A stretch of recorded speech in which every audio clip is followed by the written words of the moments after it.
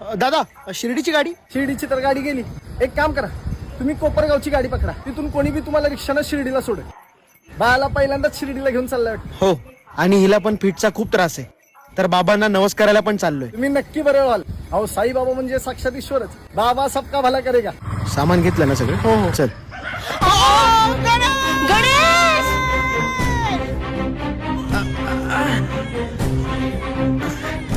सुमे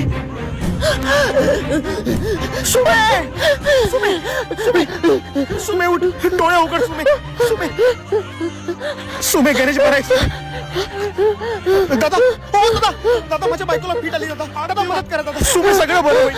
सुमे बाबा, सुमे सुमे उठ ना. सुमे सुमे गणेश गणेश सुमे गणेश. आणि त्यानंतर आजपर्यंत माझ्या आईला कधीच फिट नाही आली, आणि एवढ्या वरून पडून सुद्धा माझ्या अंगाला जराही खर्चटलं नाही. हा तर साईबाबांचा चमत्कार आहे. बघ ना यार, मध्यरात्री एक माणूस येतो तुमच्या मदतीला आणि येताना कांदा घेऊन येतो. अरे पण तो माणूस कोण होता माहित नाही. माझ्या पप्पांनी बऱ्याचदा त्या माणसाला त्या गावात जाऊन शोधण्याचा प्रयत्न केला, पण तो माणूस कधी भेटलाच नाही. आणि तू कधी विचारशील ना तो माणूस कोण होता, तर माझे पप्पा एकच सांगतील, ते माझे साईबाबा होते.